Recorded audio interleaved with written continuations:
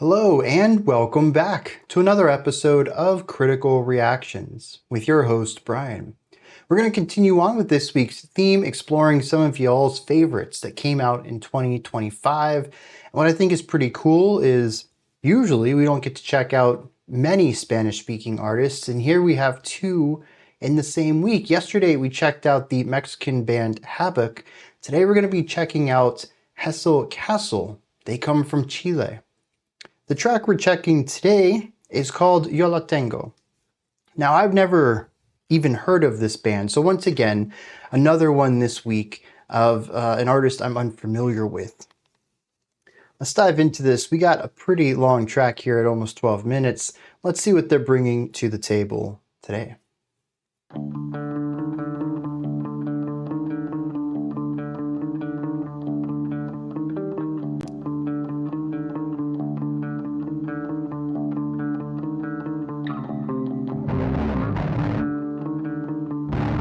Okay, that is a gnarly sound.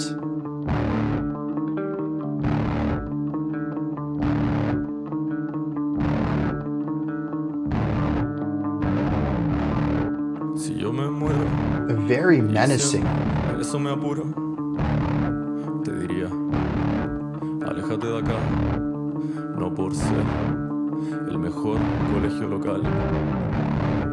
Te pongo atención como una magna pina bajo nieve marina y tú siendo un RBM japonés de primera generación.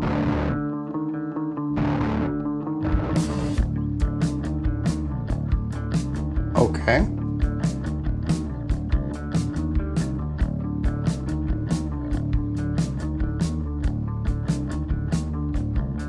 Tengo un cañón que cuando actúe ni siquiera VE vas a ver que el culpable fue el calor.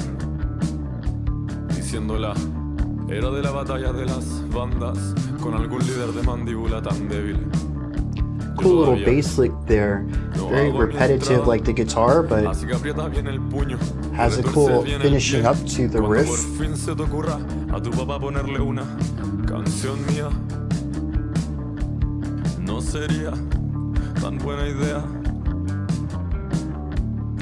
Para el ojo público siempre voy codo a codo con algún famoso de internet en la red.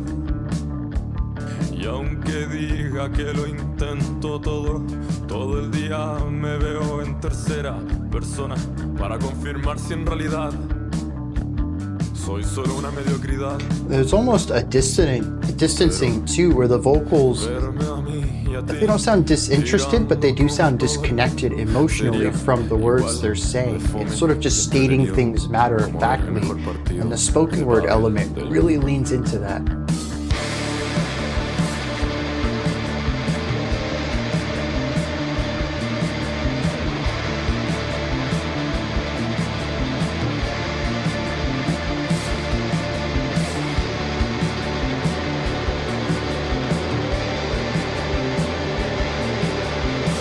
So the end of 2 and 4, those are our accent points, almost like the backbeat, but a little behind the beat on 2.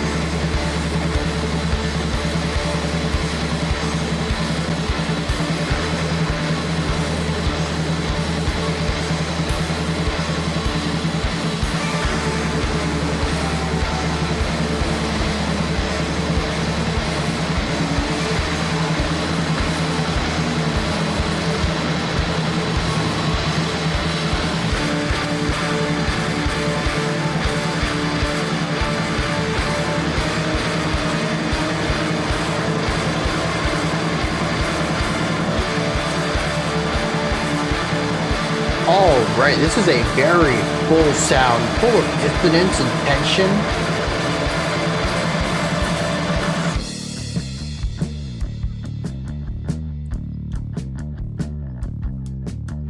The bass sounds sick, right? Beautiful tone. Yeah, dude, massive reduction there. I don't have to tell y'all. I mean, that's just...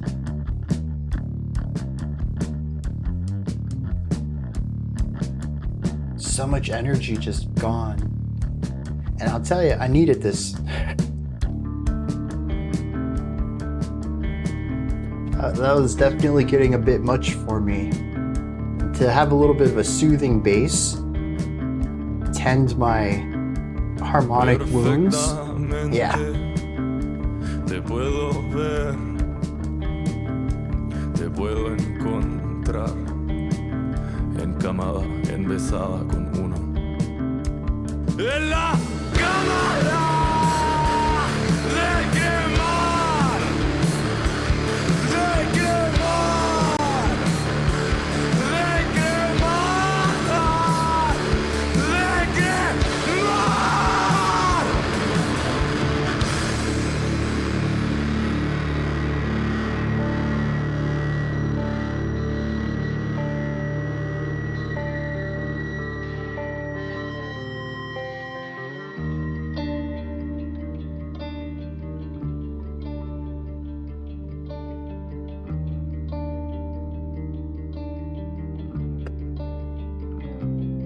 No te puedo ver.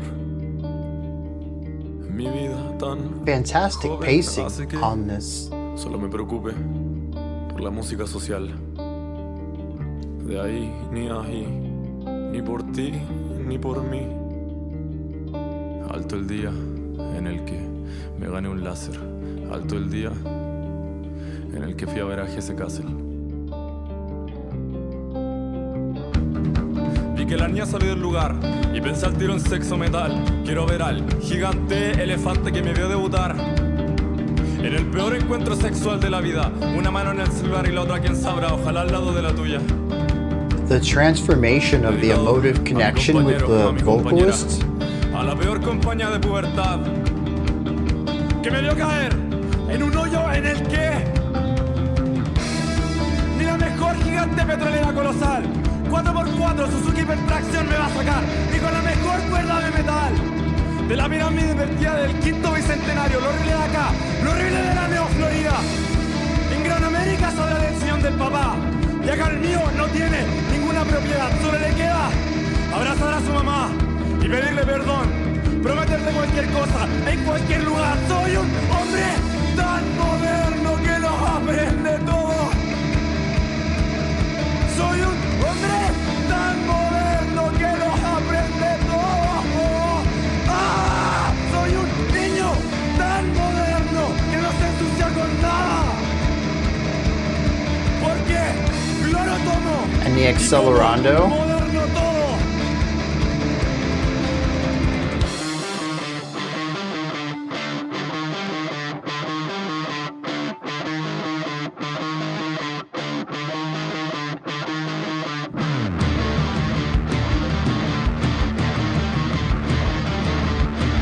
Yeah.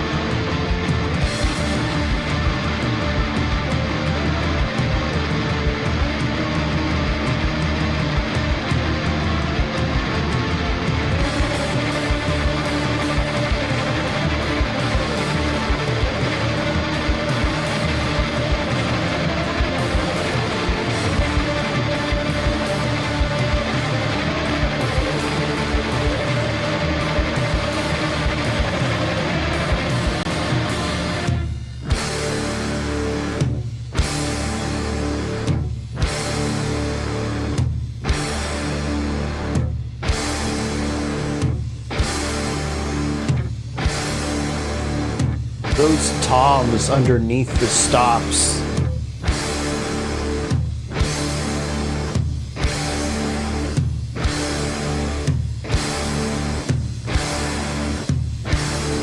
And another accelerando.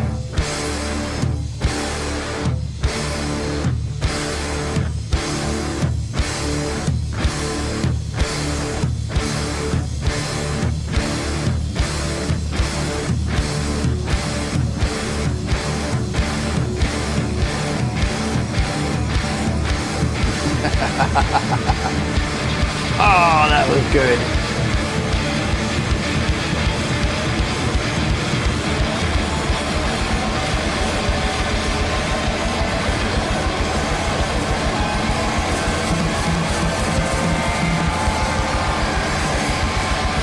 Not where I thought that would go.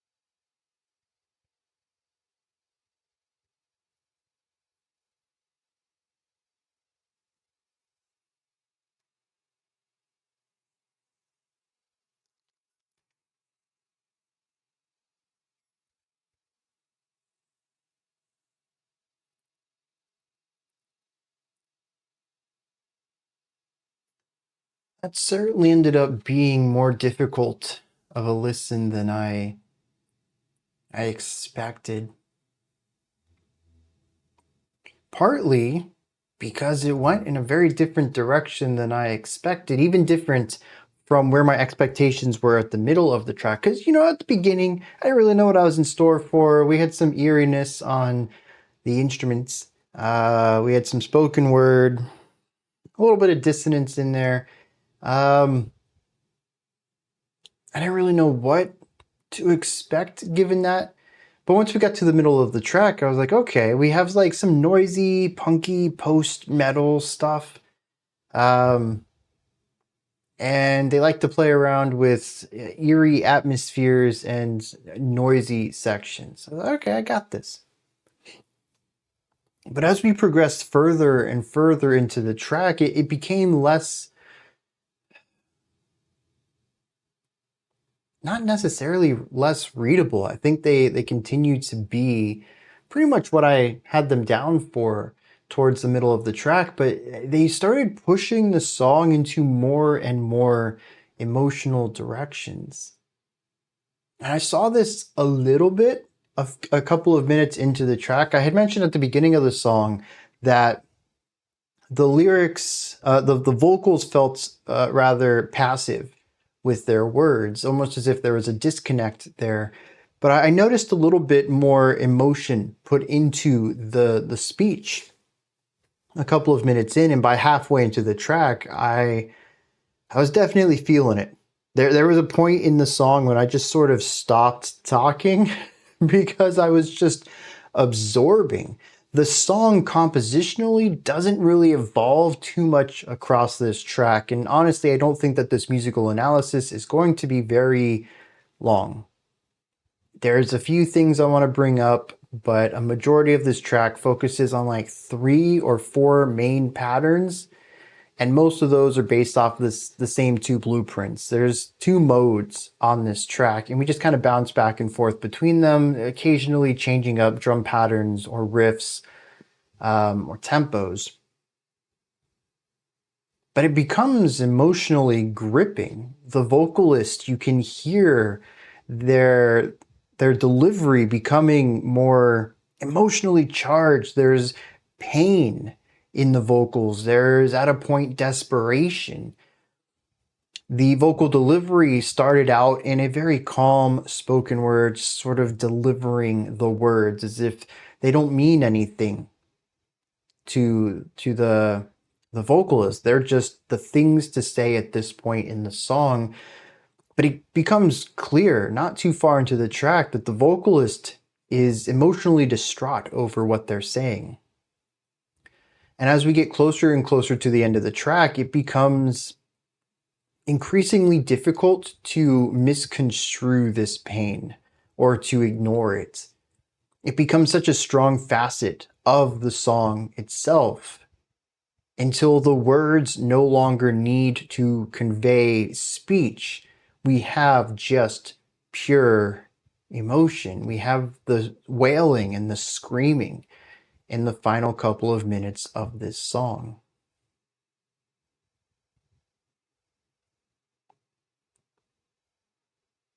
And the thing is, too, even leading up into that moment, I had a totally different idea of where it was going. The build up into that final moment, into the big, noisy guitar solo over here, random stuff everywhere else. I had a chuckle because I was like, dude, this is crazy. This is cool. Like, they're building into something big. This is going to be explosive. And there was a drum pattern or a guitar. Oh, you know what it was? There was this, I don't know if it was guitars or synths, but there were just these tones coming in on the outskirts of the drum work and the guitar work going on here during this escalating section. And there's just these, I don't know if they were drones, but they were not melodies. Maybe really quickly moving ideas, so quick that I can't really discern what's going on. It just kind of blurs into a single tone. So that's what makes me think synthesizers of some sort, but it could also just be really quick picking on a guitar too, with the right levels of distortion and effects and stuff like that. Regardless, it's these it's these 2 tones just kind of coming in underneath this and bringing this wall up around me, and I can just feel the tension. It's so palpable, and it's just, I was like, yes, this is art. This is a song that is just snapping its fingers in front of me and says, you're not thinking about this, feel this right now. And I love that, man. It makes me giddy to find art that just demands that sort of attention with the heart. And I was like, all right, where are you going with this? I was expecting this big explosive post-metal finale, taking all this tension and energy, and then the eruption, the explosion into the climax of this track, the peak of it. And instead we get multiple minutes of something bordering on the Mars Volta's musical tangents. There's just noise. The drummer's doing whatever they're doing. There's so many hits coming in. I don't feel like it's a rhythmic pattern. It's just a wild solo that's competing with space for this guitarist who just seems to be strumming as fast as they can and randomly pushing down on strings on the neck. This guitarist over here who is doing a bonkers solo in a key that no one else is playing and rhythmically so far distanced from everyone else. This guitar feels like noise to me. At least I can hear some sort of structure to this one to call it a solo. But it's sort of in that same realm as this guy over here, where it's kind of doing its own thing. It's not really participating with everyone else in a constructive manner. Its purpose is to create the friction that all of these instruments are in on, and the bassist is just filling out the low end with all sorts of wild stuff. And it is just chaotic. And it's loud and gritty and distorted and just a very full sound. And it becomes overwhelming. And then the vocalist just starts screaming.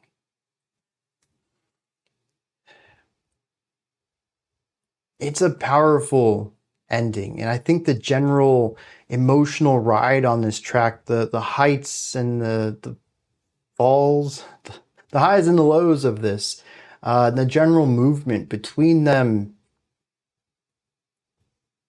it grabbed me at least. I don't know if y'all had that same connection with it, but I do think it's interesting that every time I thought I understood what they were doing, they said, no, you don't. We're going to do something different.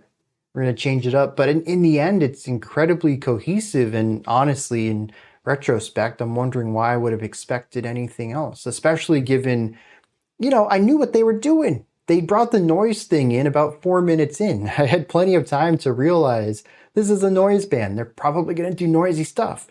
And for whatever reason, I'm like, I wonder how they're going to cap this off. And I was surprised when it was noise. Why was I surprised? I don't know. I just kept forgetting about that part.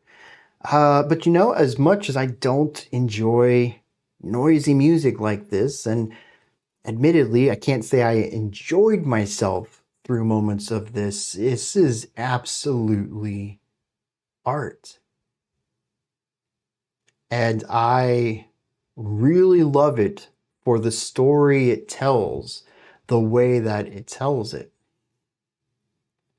Now, as far as pacing and flow, I mentioned this song kind of has two modes. We've talked about the one. It's the noise. They like to explore this side where there's just a lot of things happening and not all of it is harmonically stable or rhythmically stable. Sometimes there's not even melody. It's just play whatever you want as fast as you want and make a big wall of sound. And honestly, dissonance is kind of what you want for walls of sound because of the way that the amplification of the dissonant tones actually creates a lot of texture. And so for something like this, post-metal, you're going to get a lot of mileage out of that. That's not always true for everything. In orchestral music and acoustic music in general, consonant tones tend to be a lot louder. Something about sound waves, when they're linked up and synced up like really closely, they multiply in amplitude or something. But if you create dissonance, you're going to sound quieter than if you create consonants. But when it comes to distortion, the amplification of the distorted sound waves ends up creating a ton of tension, a ton of texture, which for a wall of sound like this is going to give you an incredibly thick sound. And you don't have to worry about a loss of volume because it's all electric. So you just turn that knob up to 11 and play some dissonant tones and you got some good stuff. But yeah, we have that side of the things, but we also have, the eerie side. I don't know if I should call it the chill side. It is, well, honestly, reassuring. At a certain point, we had our first noisy section, and then coming out of that, we had just the bass. And I'll tell you, dude, the bass sounds so good on this track. But I found that really calming, despite the fact that the bass was really eerie. But it was a point of comfort against a wall of noise. Comparatively so, this might have been no different than, flying or sitting within the clouds, something incredibly comforting and chill. That's how wide of a gap this is, even though this would have been comparatively not chill in a lot of other environments compared to where we were. Very relaxing. And so this song tends to bounce between these two modes. Chill and not chill, quiet and less dense, bordering on eerie harmonies, and louder, larger walls of noise. We don't always play around with noise at our peaks. We do have a third type in here, which is loud and large, lots of layers, lots of volume, but mostly consonant. These, I think, kind of act as a midway point where you get the size of the largeness, but not the chaos in those more noisy sections. And it provides a little bit of a bridge between the chaos of the noise and the lower volume, less layered moments over here. We kind of have a midpoint, which is loud, but not noisy. The song does a pretty good job of subtly building into these peaks and dropping back down and then building back into the peaks. But what I really love is that there isn't a predictability to it. Our first rise took 2.5, 3 minutes before we hit the peak. We dropped down. Our next rise only took about 20 or 30 seconds. We were in the low for a very short amount of time before hitting our new peak. That one wasn't as noisy. We stayed in it for a while. We dropped back down, and this was another slow rise. So I really enjoy that they don't do, 32 bar of A, 32 bar of B, 32 bar of A, and make something really predictable to just always know it's around the corner. This song keeps you on your toes. But I do enjoy how, generally speaking, the energy rises from start to finish. If you listen to the vocals particularly, or you engage with the emotional side, you'll realize that even at our peaks, every single peak is higher than the peak prior to it. It does create a gradual growth so that by the end, it doesn't feel like, oh, we're just at the top again. It's like, oh, we're at a new top. We're topper than the last top. It still feels like escalation, despite also feeling just like a pendulum swinging between two modes. It's really well done. And it allows for a narrative component to it, which I talked about earlier with my emotive analysis, within a generally atmospheric sound. There isn't a lot of melody in here. There isn't a lot of change. As I mentioned, we have kind of two modes. We have an in-between that helps a little bit transition, but mostly we just have two modes. And yet it still feels fluid. It still feels narrative and connected. It still feels fresh from moment to moment. It feels linear. It's really well done atmospheric style writing. And I think a lot of it comes down to that narrative composition style of how do we make this linear, but also cyclical, bouncing between two extremes. And I think that's about it. The only other thing I would want to comment on, I sort of already alluded to, and that's the vocal variety on here. Just, delivering the story as they get more and more engaged in what they're saying, to start from almost something passive to, we don't even need words, my performance is telling the story now. And it's a gradual movement throughout this track, just really well done on that angle. I don't think there's anything else I want to add on to this. The production was really well done for, what this is, noise. It's really easy to make something muddy and unclear, and yet still in those noisy peaks, I can make everything out. They're not really working well together compositionally, but production-wise, it is both a wall of sound and there's clarity to each of the instruments. I really appreciate that subtle detail because it could have very easily have just been a messy section to feel like, a wall of noise, of static. And they went for something with a bit more clarity. Let me dive into some lyrics on this one, and then we're going to wrap this one up. I need a hand translation of this, I think, but more importantly, I think what I need is context, cultural context, or maybe slang, or what some of these phrases might mean outside of their direct literal phrase, meanings. It's a mess as far as I'm concerned with trying to convey a meaning on the surface. It is a series of statements that don't really mean a lot of sense to me, even in the collective, but certainly not even often enough in isolation. there is a general self-despising going on here. This person doesn't seem to think very highly of themselves, and they have a very interesting way of wording things. Let me read the first stanza to you, and y'all let me know what you think of this. If I die, and if I'm in a hurry, I tell you to stay away from here. Just because it's the best school in town doesn't mean I'd pay attention to you, like a Magna Pina under marine snow, and you being a first-generation Japanese RVM. So I went and looked up Magna Pina, and it's a type of squid. So we have a squid under snowy water. I don't know what an RVM is, and I don't know why this person's, they're first generation Japanese. I don't know what that has to do with anything that's going on.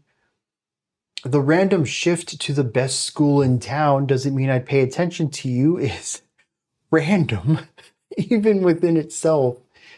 But then to transition that with a simile to bring up this squid, and I'm so lost. And that's what a lot of this feels like. Take this stanza. It's being the era of the battle of the bands with some leader with such a weak jaw. I still haven't made my entrance, so clench your fist tight and twist your foot tight when you finally think of playing one of my songs for your dad. I get the general gist here that the band, he doesn't appreciate the leadership of whoever's running the band, and so he's ready to strike out on his own. So, get ready for it. But it's the ways that he says these things. So clench your fist tight and twist your foot tight. And I think the gist of this is I'm going at it on my own. Be ready for me when I come out. But I don't know. It's written so oddly. And the thing is, too, now granted, I've said this before, I took 3 years of Spanish, but that was like 2 decades ago. My vocabulary is admittedly kind of weak. It wasn't ever really a strong suit to begin with. But I've looked at some of these sentences, and at least as far as a one-to-one translation, they seem fairly accurate for the lines that I can read, for the vocabulary that I do know. So that's why I really think it's a contextual thing. There's slang or cultural phrases or stuff that I'm missing here. Either that or this is straight up, Frantomas level lyrics where they're not really designed to make sense to anyone except the lyricist, which is admittedly always something that can happen. It might not be a translational error. The lyrics might be designed to be odd.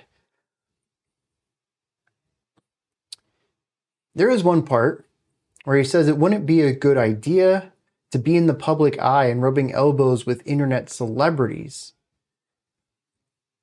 And even though that they say they would try everything, all day long they see themselves in the third person to confirm if in reality they are just mediocre. So once again, we have this idea of feeling, looking down on oneself. The narrator isn't really fond of themselves. They feel that they're mediocre, possibly at best, but they have a chip on their shoulder. Too, they're ready to break out into the big time, but they're apprehensive about it. But then we get to the part where in the song, I think this is where the emotions really started to boil into the vocal delivery. It says perfectly, I can see you. I can see you, a bed wrapped around someone in the cremation chamber to cremate, to cremate, to cremate. I can't see you. My life, so young, it makes me only worry about social music. I wonder if there isn't some metaphor going on here about trying to figure out what this person wants with their life and having a sort of realization that they're focusing on the wrong thing. Social music may be the idea of making music for others rather than making music for yourself. Are you making music and posting it on TikTok to get clicks? Or are you making music because you have a vision to your art and you want to express that to people? And I think that's what that section is about in a way. But then it says, not even close, neither you nor me. So stop the day I win a laser, and stop the day I went to see Hesse Kassel. I have no idea. Then he talked about a giant elephant that saw him debut in the worst sexual encounter of his life. So he reminisces on maybe a humiliating or underwhelming sexual encounter, and he visualizes a giant elephant watching this. I don't know. He says, I dedicate all this to my partner, to the worst puberty companion who saw me fall into a hole in which not even the largest, colossal 4x4 Suzuki Hypertraction would be able to get me out. Really had to name a specific brand there. It says, not even with the best metal rope would you be able to pull me from here. Then he says the horrible thing about here, which here is New Florida. I don't know what New Florida is. Is Chile New Florida? Has the artist migrated from Chile? Do they live somewhere else now? I don't know what New Florida is. It cracks me up though. He says in Greater America, they talk about their dad's armchair, and here, mine has no property whatsoever. All that's left is to hug my mom and ask for forgiveness, to promise her anything and anywhere. I'm such a modern man that I learned everything, and I'm such a modern child that I don't get dirty with anything because I drink bleach.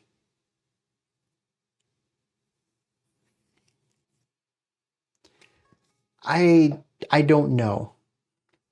I get gists, little ideas here and there. Like I'm starting to sprinkle puzzle pieces together. I don't have them all. Every once in a while I'll read a line and it's like another piece will fall. Oh, this kind of might go here, but I don't have the vision for this. So that's why I was curious if anybody wants to take a shot at this. The lyrics in the original Spanish are on genius.com. If you want to hand translate them and if it makes sense to you and have some extra context for me, I'd love to have another go at this with maybe some more information on it, or just have someone tell me their take on it too. We can try to work together towards understanding this.